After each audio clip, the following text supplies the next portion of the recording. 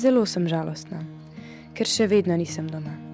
Spet nisem celo noč spala in imela sem zelo grde sanje.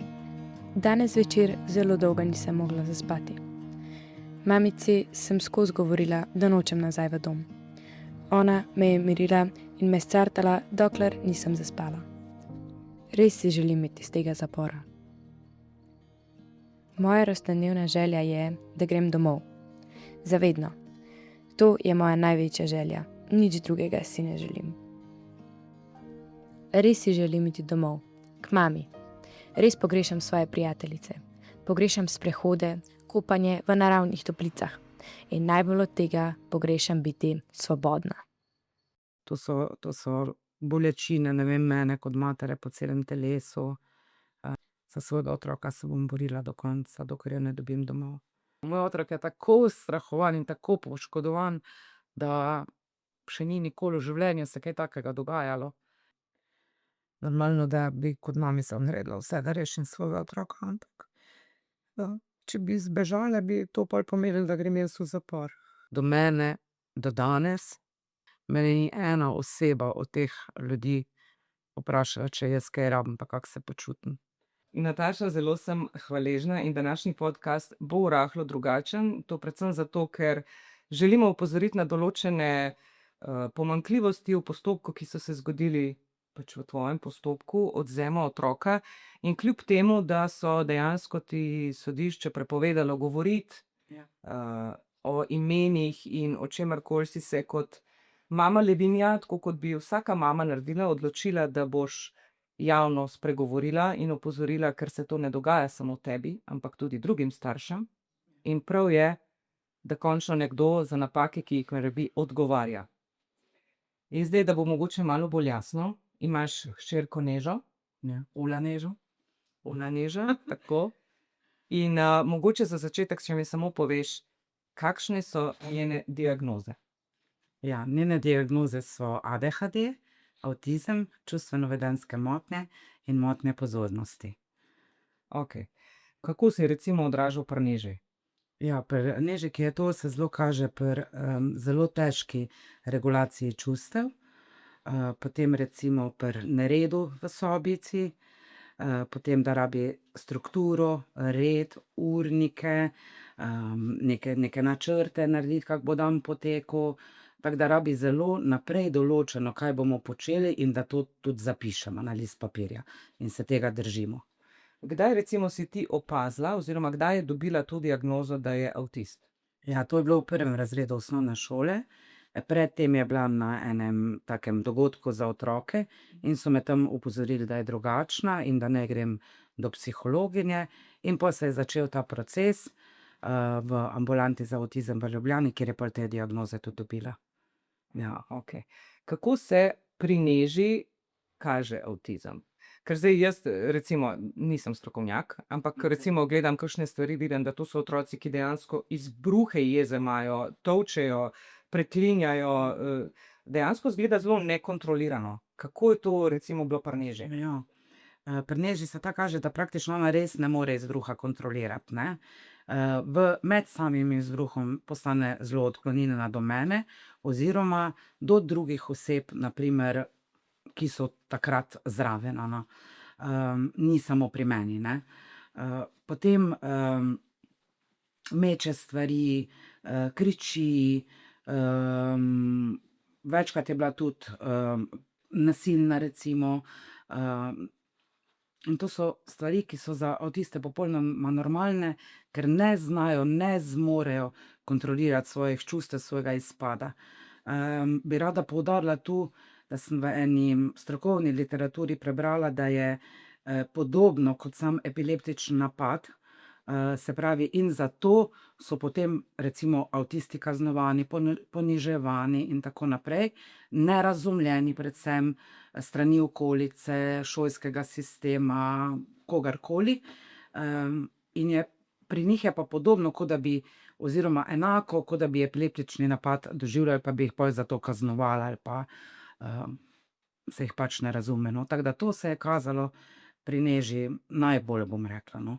Je pa vedno potem, ko je sam izpad, izbruh, Se pravi, ta neka stiska, preobremenitev možgančkov, predvsem se gre tu za preobremenitev možganov, a ne, ko je po jenju, ko smo midve vse osvojile, kako se bom jaz obnašala, naredile kotiček za umirjene, igračke noter, da smo o tem zelo veliko komunicirale, kaj njej pomaga. Se je vedno opravičila, pa vedno mamica, rada te imam, pa mi pisala nešteto pisem imam doma, kako ona pravi, kako sem zlata mamica, kako me ima rada, kako sem radostna, kako sem nasmejana, kako me ima rada in tako naprej. Ja. Ok, ampak kako si ti kot starš, recimo, ko otrok dobi neko diagnozo, kako si ti kot starš odreagirala prvo, ko si izvedela za diagnozo, ko si vedela mogoče, ali pa takrat še nisi tako vedela, kaj to zares pomeni in si začela raziskovati to, a ne? Pa potem, ko se je recimo zgodil en močnejši izbruh, kako si ti na začetku, ko še nisi toliko te bolezni razumela, reagirala v bistvu na njene izpade? Ja, to ti je zelo težko, ker res ne veš, ko staš Habi. Jaz imam še sina, ko je star 25 let in se to ni dogajalo. Cenjen mladenič, vse sam za sebe skrbi, sam živi. In je bilo zelo težko. Povezovala sem se z ljudmi, da sem vsaj sčasoma osvojila, da je to normalno. Ana. Seveda me je večkrat bolelo, nisem razumela, dokler nisem razumela. Vedela sem pa, da če me nekaj boli, imam na tem področju samo pomanjkanje informacij. In sem brala Juhanta, Gaborja Mateja, raziskovala po spletu, recimo, kaj to pomeni. Ana. Če povem en primer, ali pa tako, da sem iskrena, recimo tudi meni ni bilo jasno, glede na to, da imam rada nek red v stanovanju pa čistočo, da je vse v neredu, da je vse razmetano, da kopiči stvari, vsak listek, vsak kamenček, vsako palčko, ne. In sem po domače povedano, ne vem, pospraviti sobo, ne. Pol sem pa prebrala, da je to čisto normalno, nered pri njih, ne. In da enostavno ne zmorejo imeti reda, kar se tiče pospravljanja, takega, ko bi ti recimo, ne vem, nek star želel, no. In pa sem ji tu nudila podporo, da sem ji pomagala, da smo skupaj sobico pospravile, če ni zmogla, da sem ji jaz pomagala, oziroma smo spet naredile tedenski urnik njenih opravil, ga dale na vrata, se je še zdaj tam, kaj pač naj pospravi, a ne. Ok, se pravi, ti si šla v raziskovanje tega, ampak recimo mogoče samo, da gledalcem poveva, kako izgleda en izpad, ki si recimo mogoče, ki ga imaš najbolj v glavi zdaj trenutno. Kako izgleda pri avtistu izpad, nekontroliran, do recimo mame, ki je bilo v tistem trenutku recimo za.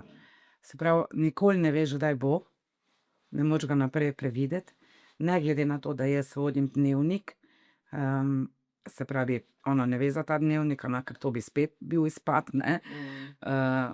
Vodim dnevnik, se pravi, koliko je tisti dan spala, kaj je jedla, tu bi rada poudarila, da smo še res na prehrano takrat, ko je še bila doma, brez glutena, brez laktoze, ona je takrat vegetarijanka, to brez mesa, a ne, ima ona, in strogo brez sladkorja, a ne.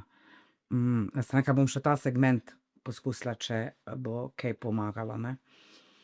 Kako izgleda? Ja, se pravi, ne veš, lahko da je mogoče skodelica na narobnem mestu, lahko da ji mogoče sredi stavka jaz kaj povem, pa je to iztiri, zmoti.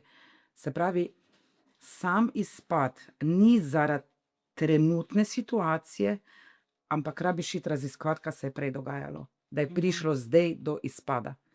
Se pravi, tu bi res rada vsem staršem na srce položila, da noben starš ni kriv ali pa odgovoren za otrokove izbruhe, niso posledica starševstva, niso posledica slabe vzgoje, niso posledica zanemarjanja, ampak je to biološka motnja v možgančkih. Res bi rada to poudarila, da se ne bo kdo krivil, ker jaz sem se veliko krivila, da sem jaz kriva za to. Pa kaj delam narobe, pa tako naprej, ne. Da mi je pri enem otroku uspelo, pri drugem mi pa ne. Pol se pa lahko začne, odvisno od moči, oziroma, kako bi to rekla, jakosti samega izpada. Ali mogoče tolčenje, grde besede, nekontrolirano recimo tepenje, in tako naprej, no. Tako, v tem smislu, no. Kot starš v eni fazi si se tudi ti, a ne, zlomila, Pa mogoče ne bi šla toliko v to zgodbo, kot bi šla v bistvu v zgodbo, ker se mi zdi to dejansko, jaz imam tudi 3 otroke in verjamem, da če bi imela take izzive, bi se tudi sama zlomila in moraš biti izjemno močen, da greš lahko čez to, ker tukaj je raziskovanje, tukaj je dejansko moraš razumeti otroka, se pogovarjati in to je naporno, a ne, fajn sicer, ker valjda imaš rad svoje otroke, ampak je naporno, ne. In o tvojem psihičnem zlomu se niti ne bi toliko pogovarjala, kot bolj to, da si ti v eni fazi v bistvu iskala pomoč državnih institucij pri vzgoji, pri tem, kako dejansko ravnati z otrokom, ki je avtist. Na koncu se je zgodilo, da si postala žrtev sistema in so ti otroka odvzeli. Ja. Mogoče, če mi to zgodbo malo poveš, kaj se je zares dogajalo. Jaz bi tu rada poudarila, da sem se psihično zlomila zaradi tega, ker se je začel proces odvzema. In zaradi tega sem se zlomila, ne zaradi česarkoli drugega, ker sem prej, se me ljudje poznajo, kaj sem delala in tako naprej, pomagala drugim ljudem pri psihičnih zlomih, ne. Jaz sem prosila za pomoč, Center za socialno delo Žalec me je usmeril na tečaj starševstva, na določene video vsebine, se pravi, zelo skopo oziroma zelo malo imajo nekih možnosti pomoči staršem, ki se znajdemo v nekih stiskah. Vse to sem obiskovala in tako naprej.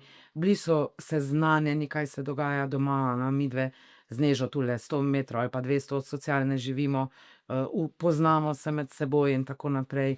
V šoli so ves čas govorili, da take zlate mamice ni, ko sem jaz, da bi tako lepo skrbela za otroka, da nimajo nobene pobude, da bi karkoli na center javljali, na Center za socialno delo javljali, da jaz kaj delam narobe. Potem so se pa je bilo nekih takih situacij, da sem jaz poklicala rešilca, posredovala je tudi policija pri Nežinih teh stiskah oziroma izpadih, ki so značilni za avtiste, sploh če je pridružena še ADHD motnja, ne.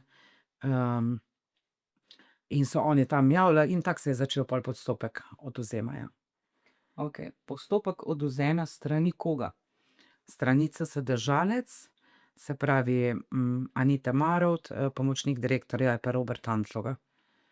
In oni so v bistvu sprožili postopek, Ja. zato ker si ti prosila za pomoč, enkrat klicala oziroma večkrat klicala tudi reševalce, zato ker je pač šlo do tudi samodestrukcije verjetno, a ne? In valjda vsaka mama ne ve, kako pomagati otroku v tem primeru. Ja. In pač pokličeš reševalce, ampak seveda to za sabo sproži postopek, a ne? Ja. Jaz sem se res na njih obrnila po pomoč. In bi res rada tu poudarila, da res ne razumejo, kaj je avtizem, kaj je ADHD, ker drugače tega nikoli, sploh avtističnemu otroku, pa tudi nobenemu drugemu otroku ne bi naredili, da bi ga odvzeli od mamice, ker je ona imela edino varnost, edino stabilnost. To takemu otroku se nikoli ne sme narediti, ne. Okej, se pravi, sprožil se je postopek za odvzem otroka. Kdaj je to bilo? To je bilo recimo prvi del tam nekje marca, aprila, zdaj ne vem, če bom dala čisto točen podatek. Pol so se stvari umirile, ko je pedopsihiater menjal tablete Neži. Neža je bila na tabletah od 11. leta dalje, prej jaz nisem dopustila, da se ji karkoli daje. Pol je pa šlo to vedno hujše, zaradi tega, ker je bilo v šoli vedno več snovi, vedno več poniževanj s strani razredničarke in sem pač to uvedla. To mi je zelo žal danes, da sem sploh poskušala s tem. In potem sem jaz na eni točki tudi Nežo dala dol iz tableta, ker sem videla, da to vse skupaj nič ne pomaga. Šla sem malo raziskovati, kaj je noter in sem rekla: "Jaz tega, če imaš rad otroka, mu to ne moreš dati, no." In sem želela, glede na to, da sem po izobrazbi tudi učiteljica, popolnoma pustiti svojo kariero, in Nežiko šolati na domu, da bi ji to omogočila.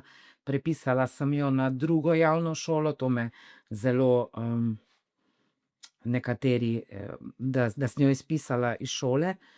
Izpisala sem jo iz Osnovne šole Griže in sem jo vpisala v drugo osnovno šolo, da bi ji omogočila šolanje na domu, kar mi je pa Zavod za šolstvo zavrnil, ker je že bil postopek za odvzem že potekel. Aha. In kdaj se je potem ta odvzem zgodil in Ja, odzem se je pa zgodil 10.9.2025. Takrat sem jaz bila v bolnici in kljub temu, da mene kot matere ni bilo zraven, je sodnica oziroma celjsko sodišče odločilo, da začasni skrbnik moje hčerke postane center za socialno delo Žalec. Se pravi, niti zaslišana nisem bila. niti ti, niti tvoja hči, ali če je bila, Niti moja hči, se pravi, moja hči je od 14.10.2025 v kriznem centru v Slovenj Gradcu, in od začetka postopka do danes ni bila zaslišana na sodišču, kljub prošnjam, kljub njenim prošnjam, kljub mojim opominjanju, kakor tudi nima svojega odvetnika, ki ji pripada po uradni dolžnosti. Ja, govorimo o pravni državi, Ja. ne, kjer so pred zakonom vsi enaki, ne, kar pomeni, da ni tako. Okay. Ja. Zdaj, Neža je v bistvu v kriznem centru že 8 mesecev. Jaz sem malo tudi googlala, malo gledala, koliko dejansko je rok, da ti lahko pač prebivaš v kriznem centru, in rok je dejansko 21 dni, ki se lahko sicer zaradi določenih pogojev, ki jih sodišče da, podaljša. Nisem pa še slišala za primer, da bi bil otrok 8 mesecev v kriznem centru. Ja. Kaj, ti verjetno kaj komuniciraš z njimi, se trudiš, da bi dobila otroka nazaj, ne? Kakšne odgovore dobivaš? Ja, to je zelo težko, ne? Ko vidiš, kje je otrok, v kakšnih pogojih je, kaj doživlja, kakšne stiske. Krizni center je, mislim, da že več kot 6 dopisov v samem trajanju, odkar je Neža tam poslal na sodišče, da so zakonsko prekoračili rok, da je Neža čustveno popolnoma sesuta in psihično. Jaz ves čas z dopisi opozarjam na sodišče, kaj se z deklico dogaja, da se je zredila 20 kilogramov, da ko se vidimo, ima pogled, ne vem, težko pišem ta pogled kot mama, no, se pravi, v konstantnem strahu je, v konstantni neki borbi z delavci tam noter, pod ključem, pride iz šole, takoj mora priti iz šole, ne sme se pogovarjati niti s prijateljicami 5 minut po šoli, vstopi v ta center not, zaklenejo vrata, rešetke so na oknih, zelo velike stiske doživlja noter, se pravi, 1000-krat hujše izbruhe, bomo rekli, ko jih je kadarkoli doma doživljala. Krizni center to ves čas opozarja sodišče in CSD Žalec in nihče ne odreagira, deklica je še vedno v kriznem centru. Popolnoma nemočna, skrušena, sesuta, zatravmirana. Pač to ni več moj otrok, no. S tem, da raje ne govorim, kako je to. 5 mesecev sem imela stroge stike pod nadzorom, zaradi tega, ker sem se zlomila zaradi njihovih dejanj. 2 oseb iz CSD Koroška, ki sta nadzorovale mene in Nežo 1 uro na teden, so bili ti stiki. Te osebe so pol tudi poročale na sodišče o tem stiku. Šele 4. februarja pa sem dobila na naroku na celjskem sodišču, se pravi, vsak drugi vikend, da sem lahko z Nežo. Počitnice februarske smo bile skupaj. Zelo sem se trudila in borila, da smo prvomajske počitnice skupaj preživele. Ampak ko pelješ ta vikend otroka nazaj, to je grozno. To je res grozno. Tega res ne želim nobenemu in res poudarjam, da se bom do konca borila, da pride moja Nežika nazaj domov. Tam, ko spada, jaz nisem za pomoč prosila. Če pa mi niso zmožni dati pomoči, bom sama. Tudi 12 let sem sama. Pa je šlo. Nisem niti enkrat pomislila, da bi dala svojega otroka kam drugam. Z mano je hodila na predavanja, z mano je hodila na predstavitev knjige. Vsako leto smo bile več kot 1 mesec na morju, vsake počitnice na morju. Ves denar, ko sem ga zaslužila, sem dala na njeno rehabilitacijo, zato da je bilo teh stisk pri njej čim manj, no. Ves čas sem bila z njo, res sem se ukvarjala z njo in ne bom dopustila, zelo, zelo trpi. No, in ves čas opozarjam sodišče, sodišče ne odreagira.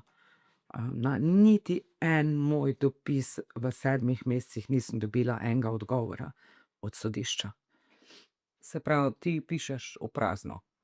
Ja, Kljub temu, da si rodila otroka, za katerega imaš zdaj stike, kar vsak drugi vikend, vsak ponedeljek, ali kako? vsak ponedeljek imam zdaj od 15 do 2 do 6 zvečer, da la gremo ven, da smo lahko snavene. Ampak Brez glede, nadzora. jaz recimo kot laik ne razumem zdaj tega. Resnično ne razumem, a ne.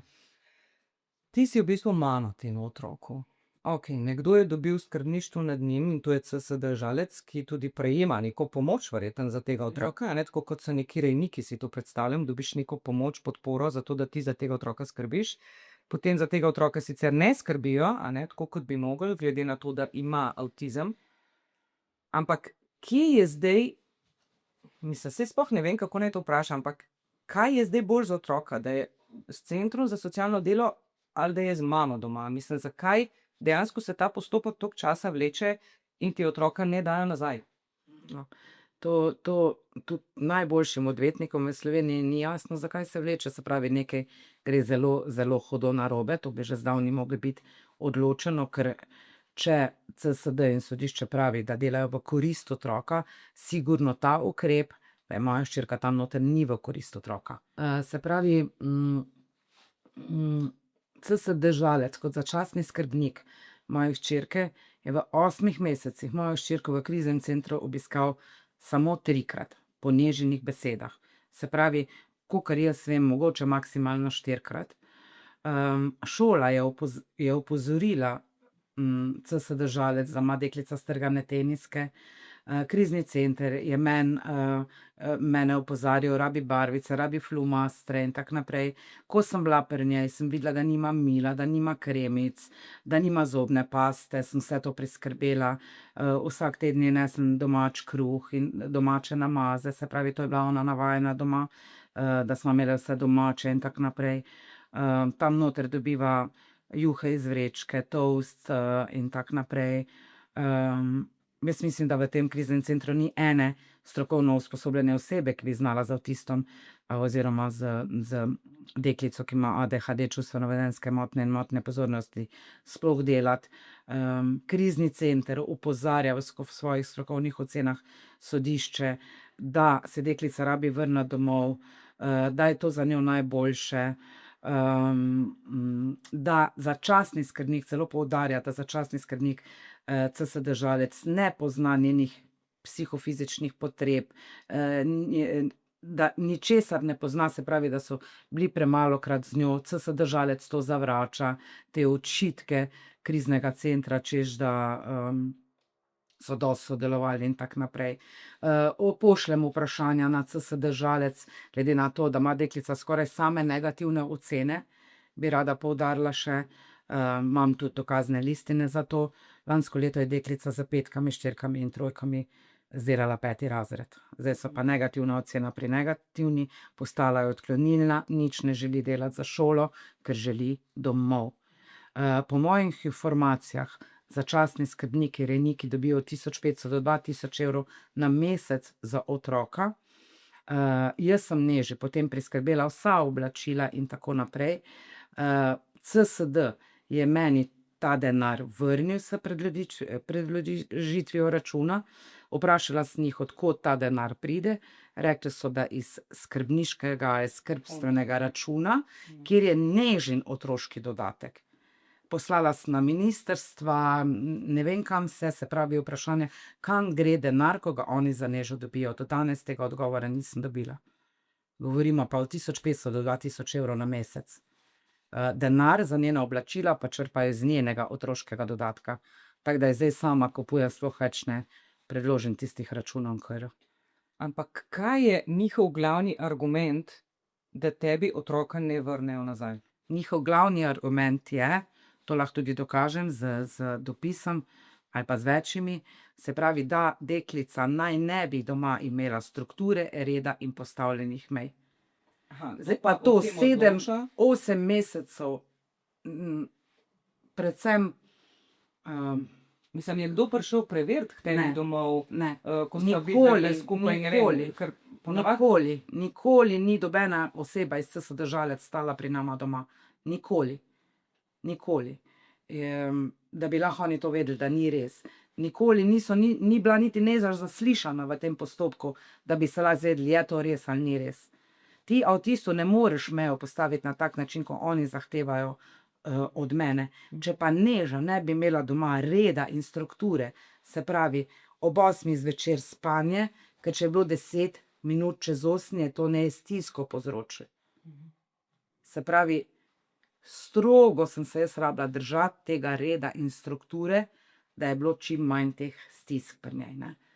Se pravi, to govori o prazno, ne, in zdaj bom rekla, vse to Neža, recimo po njihovih informacijah, 8 mesecev že ima, se pravi, strogo pod ključem, kazen, ko prekorači njihovo mejo, ne vem, kake ukrepe vse ji dajejo, ne, ko je tam v stiski. Se pravi, vse to ima 8 mesecev, pa nikoli ni bila še v tako slabem psihičnem, fizičnem, telesnem stanju, ko je, in nikoli še ni bilo toliko izpadov, pa takih, ko jih oni opisujejo in pošiljajo sodišču in opozarjajo na to, kaj se z deklico dogaja. Nikoli še. In še vedno CSD Žalec vztraja, da ne bi bilo v korist otroka, da se vrne k meni domov, ampak da gre deklica v zavod Maribor. Se pravi, spet bi avtističnemu otroku, pa bilo kateremu otroku, zamenjali okolje, spet, zdaj je 60, ne vem, kje je Slovenj Gradec, 60 kilometrov iz Žalca recimo, zdaj bi jo dali v Maribor, spet v novo okolje, v novo šolo, pa pravijo, da rabi red pa strukturo. Se pravi, vsaka sprememba pri njej s temi diagnozami povzroča gromozansko stisko. Kdo pa je dela sprememba? Oni. Ne? Se pravi, iztrga so iz domačega okolja, od družine, od njenih kužkov, od mene. Tako da, to je to. V bistvu tvoja hči stalno izraža potrebo po tem, da bi prišla domov, piše ti pisma. Kako je v bistvu, ko vidiš to njeno stisko, tudi v pismih, tudi pokazala vam jih bomo v bistvu zdaj vmes, ko boš ti to povedala, pa me res zanima, kako mama doživlja to, da otrok v bistvu na nek način v pismih joče, da želi domov, ne? Ja, izraža zelo močno željo, da bi se vrnila domov. Opisuje v teh njenih pismih, kako sem jaz lepo skrbela za njo, kako hrano je imela doma, ne, pa kako ima tam. Pol opisuje stiske, ko jih ti strokovni delavci, zaposleni ljudje tam, ko jih povzročajo, a ne. Kaj naj rečem, to jaz ne najdem besed, ne, res jih ne najdem. Ne vem, na kaj se naj tu navežem, da bi lahko mogoče nekdo, ko bo to gledal, razumel. To so bolečine, ne vem, mene kot matere po celem telesu, dihalne stiske. Ne vem, to je nekaj najtežjega v življenju, kaj jaz preživljam, ampak za svojega otroka se bom borila do konca, dokler jo ne dobim domov. In ne bom nikoli več dovolila, da kdorkoli posega v najino življenje, ker jaz Nežo poznam. Jaz sem jo rodila, jaz sem jo dojila in sem vsako bolezen, vsako njeno stisko bila ob njej. Začasni skrbnik, CSD Žalec ni eno stisko v 8 mesecih bil pri njej. Je deklica sama šla skozi stisko. To me res zanima, kaj se zgodi v tem kriznem centru, kjer je začasno nameščena že 8 mesecev, a ne, to je že skoraj stalni dom, a ne. Kaj se zgodi, ko ima ona stisko? Ker pri tebi doma, ko je imela stisko, si bila ti zraven. Ja. Si se verjetno, predvidevam, usedla in Učile smo se. ampak si bila tam prisotna. Ja. Kdo pa je tam, ko se Neži ta stiska zgodi, kaj jo zaklenejo v sobo in mora sama? Ja, ona sama gre čez to, ja, v sobi noter, ja. Pol se nekaj pogovarjajo z njo, pa kar naprej se nekaj pogovarjajo, pa kar naprej jo usmerjajo, kako bi bilo prav, pa to pa noben ne razume, da ona ne zmore drugače, ker če bi zmogla drugače, bi naredila drugače, ne. Okej, zdaj v tem času 8 mesecev, ko ti želiš otroka dobiti nazaj, tudi teče sodni postopek, a ne, za to.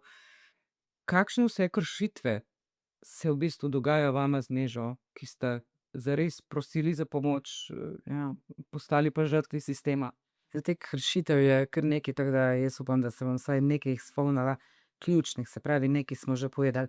Ves čas procesa od 10.9.2025 deklica ni bila zaslišana na sodišču, ves čas procesa nima svojega zagovornika oziroma neodvisnega zagovornika oziroma odvetnika. Tretja stvar, recimo, bi izpostavila, da nihče iz CSD Žalec nima državnega pravniškega izpita in sami sebe zastopajo na sodišču brez tega izpita, kar je nedopustno. Mogoče četrto stvar bi izpostavila, da sodnica izdaja sklepe brez možnosti pritožbe, v katerih ne opozori, v mojem primeru sodnih izvedenk, da ne smeta lagati oziroma izpovedati krivega mnenja. Pa bi še mogoče poudarila, da je zakonsko že 1000-krat bil prekoračen rok, da je lahko deklica v kriznem centru. Pol bi povedala, da recimo se sodišče ne odziva na mnenja kriznega centra, da ukrep ni v korist otroka. CSD Žalec še vedno vztraja pri tem, da gre deklica v zavod, ne nazaj domov. Potem bi poudarila, da ne upoštevajo največjega dokaza, se pravi, to so hčerkina pisma, lastnoročno napisana, podpisana, se pravi, totalno ignorirajo vsak moj dopis, ko ga nesem na sodišče in opozarjam, kaj se z deklico dogaja, tako da menim, da je že dovolj to, kar sem povedala, no. Okej, se pravi, krizni center, kjer je ona nameščena, a oni pošiljajo kakršnakoli pisma o tem, kako njej gre, kako ona napreduje, ker za moje pojme nekdo to more voditi, a ne. Zdaj, če je to javna institucija, a ne, potem nekdo more voditi papirologijo o tem, kaj se s tem otrokom dogaja. Ja, to so razna poročila, ki jih dajo, se pravi, mesečno ali kako imajo dogovorjeno, jaz vsa ta poročila imam, ker jih dobim pol, ko pridejo do sodišča, se pravi, opozarjajo, da je zelo v slabem psihičnem stanju, da pogreša mamico, da joka cele noči, da je zelo žalostna, da prosi, da bi šla domov, da so izbruhi vedno močnejši, da je vedno bolj odklonilna do šolskega dela in do vsega in tako naprej. Se pravi, konstantno opozarja, nihče ne odreagira. Se pravi, oprosti, zdaj, da jaz zastopam ta postopek. Krizni center napiše to pač poročišču, pa začasnemu skrbniku, ja. Aha, in Centru za socialno delo Žalec. Začasni skrbnik pa pravi, da oni niso, kako že piše, se lahko to tudi dam kot dokazni material, da niso verodostojni, da bi devali strokovne ocene o njih, ker tudi krizni center pove, da začasni skrbnik ne opravlja svoje naloge. Okej, zdaj samo da nekaj razumem, ja, ne. Krizni center je prostor, kamor je CSD Žalec poslal tega otroka. Ja. Ampak kljub temu, da ga je zaupal kriznemu centru, zdaj očita kriznemu centru, da pač poročila niso verodostojna in da pač to nič ne velja.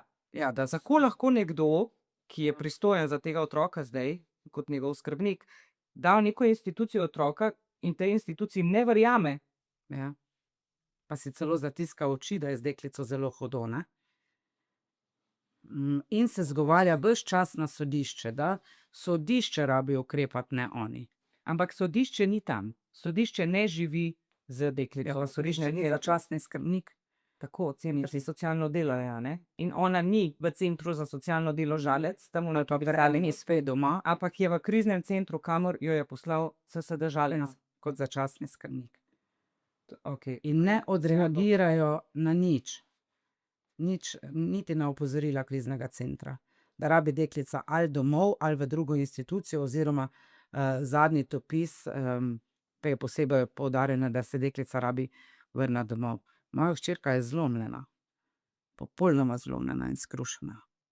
Hkrati pa ta isti CSD, ki ne zaupa instituciji, v katero je poslal tvojo hči za čas, tebi očita, Meni pa očitajo, da pri tebi doma ni ure reda postavljenih. Pa tudi In tukaj da so bili. ne sodelujem dovolj z njimi. To mi je v zadnjem dopisu. Ker ne sodelujem dovolj z njimi, pa bi res rada poudarila, da sem bila na popolnoma vsakem sestanku, srečanju osebni pomoči, ki so mi jo nudili, ker je tudi sodnica 4.2.2026 vprašala delavko iz CS Državlec, kaj boste tej mami pomagali, povejte mi konkretne korake, če vas je mama prišla prositi za pomoč glede otroka. Pa je rekla Anita Marot, ja, veste, to smo pa zelo omejeni, glede te pomoči. Pa je rekla sodnica, kako pa lahko tej mami očitate, da ne sodeluje z mami. Ne? In pol zdaj sem že bila 4-krat na osebni pomoči, ki so mi jo nudili. Enkrat sem teste reševala, drugič je bilo vprašanje, kaj si mislim o sebi in kaj si drugi mislijo o meni. Prvič sem pa mogla spet, da ne bom nič javno objavljala, da ne bom neži nič govorila o tem, da ne bom tretjim osebam govorila o tem, in to je osebna pomoč, ki mi jo nudijo, da bom s tem mi pomagajo, da bom več lažje funkcionirala z otrokom. Jaz sem 12 let funkcionirala, jaz sem sam mislila, da pa mogoče obstaja nekaj, ne vem, karkoli, da jaz ne vem, se pravi, iskala sem informacije, iskala sem, mogoče pa oni kaj vejo, kaj jaz ne vem, pa me lahko usmerijo, mogoče pa oni poznajo kakega dobrega, ne vem, psihoterapeuta ali pa psihologa ali pa ne vem koga, ko bi res lahko nama pomagal, ne. Sam danes vidim, sam daleč stran od vseh teh, jaz sem neži nudila alternativo, osteopate, homeopate, jezdenje končkov, plavanje v bazenih, obrede v savnah, recimo v Laškem, to je zelo pomagala na ta vročina na spodnji polički, pa pol hladna voda, morja, jezera, parke, se pravi vse za njeno regulacijo čustev. Popolno podporo, pa s tem ne mislim na material, ker sem bila ves čas prisoten starš, ker drugače ne moreš, ker avtist ADHD te 24 ur okupira. Ja. Ne? V kakšnih pogojih pravzaprav živi tvoja Neža že 8 mesecev zdaj? Jaz vam bom dala slike, da boste videli. Se pravi, to je po mojem 150-200 let stara hiša, z vstop v to hišo so plakati Ustavimo nasilje nad otroci, krizni center in tako naprej, kamor se lahko zateče, se pravi, samo take informacije. Tam se menjujejo otroci noter, prihaja do raznih zgodb, se pravi, zdaj je prišla do ve, kaj je samomor, ve, kaj je marihuana, ve, kaj je alkohol, govori zelo, zelo grde besede, ko jih ni prej nikoli takih. Se pravi, zelo so mi pokvarili otroka, bom rekla v narekovajih, ker jaz sem jo lepo učila pa usmerjala v življenju, pa imela stik z zemljo, pa to glede na to, da jaz sem veliko delala odzunaj, ena sobica, kjer so tudi te rešetke na oknih, plesniva kopalnica z počenimi ploščicami, WC brez pokrova za školjko, ker naj bi ga ona zlomila in ni dobila novega, med samim tem čustveni stiski, da pogreša mamico, se pravi, ta čustvena stiska, ko ona razbija, to pomeni, ali me lahko kdo sliši, se pravi, ona to ne dela za nalašč, ne. Oni pa pol mislijo, da to za nalašč naredi, ne. Da ni vzgojena. Je prosila, če se lahko z njo kdo igra, so rekli, da niso tam zato. Ta en gospod bo posebej dobil tako odškodninsko tožbo, da ne vem, če bo še, po mojem bo pod mostom živel, kaj moji deklici povzroča tam noter. Se pravi, da ima preveč igrač, ne sme imeti na okenski polici, kar naprej jo stojim pospravljanjem sobe, pol če ne pospravi po njenih normativih v redu, jo spet grajajo, da ne zna, pol je prosila enkrat, če se lahko igrajo, so rekli, mi nismo tu, da se igramo s teboj, mi smo tu zato, da te discipliniramo. Potem, ne vem, gre na WC, saj si glih bila, hoče si sok narediti, ja, zakaj boš zdaj sok si delala, saj si ga pred pol ure. In tako naprej in tako naprej. Se pravi, nobene podpore, edino eno osebo bi rada izpostavila, ko pa res Nežo podpira, pa jo ima srčno rada, pa se ji res zahvaljujem na tem mestu, da ima vsaj enega tam, ko jo razume, no. Drugače pa nima nič, nima prijateljic, nima hobijev. Ko sem nazadnje na CSD Žalec poslala, zakaj moji hčerki ne omogočijo nobenih hobijev, take, ko jih imela doma, je rekla, saj smo ji omogočili interesne dejavnosti v sklopu šole, pa ne želi nič hoditi, ne. Se pravi, mogoče je bila v 8 mesecih na parih sprehodih, pa eno tako ograjeno, z 2-metrsko ograjo imajo neko zelo neurejeno teraso, kamor lahko gre na zrak. To je pa tudi vse, ne. Se pravi, jaz se vsak ponedeljek potrudim, da jo peljem kopat, da jo peljem v savno, zdaj sva bila na Kopah, da ji res vsaj nekaj dam tisti ponedeljek, ko sva skupaj, da, ampak zelo težko pozabi, ona skozi o tem govori, mami, to se dogaja, mami, to se dogaja, mami, to se dogaja, mami, to se dogaja, samo to. Se srečamo v Žalcu, recimo, ko ni moj vikend, ker je tu pri svojemu dedku pa njegovi partnerki, ali pa pri moji sestri. Mami, ne smeva se videti, mami, strah me je, kaj če ne bova več imele stikov, mami, strah me je, mami, bej stran hitro. In ta ukrep ne bi bil v korist otroka. Moj otrok je tako ustrahovan in tako poškodovan, da še ni nikoli v življenju se kaj takega dogajalo. Jo peljem nazaj, joka, mamica, se lahko skrijeva, mamica, sem le na Krasu pri gospodu Rajkotu. Mamica, lahko tu ostaneva, ko on pod zemljo, ne. Mamica, lahko tu ostaneva, če se bomo v to luknjo skrile, ne bojo našli, mamica, ne bi šla nazaj, ne. In to je zdaj v korist otroka, ne. In še celo pika na i, da jo hočejo dati v zavod, oziroma bom jaz kaznovana, zato ker sem zdaj to povedala. Ne vem, kje smo. Nisem edini primer, na tisoče otrok je, na tisoče zgodb sem slišala zdaj ta čas, ko se podobne stvari dogajajo. Noben ne preverja, začasnega skrbnika ni, noben preveril, kako skrbi za deklico.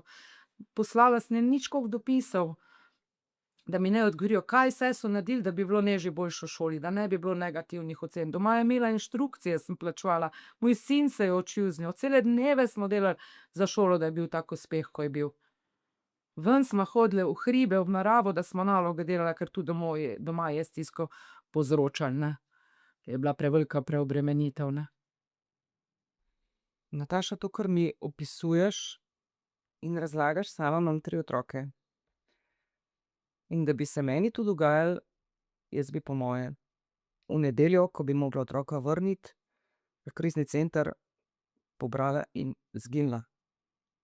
In s tem mislim, da zaščitila sebe ali otroka, ne vem.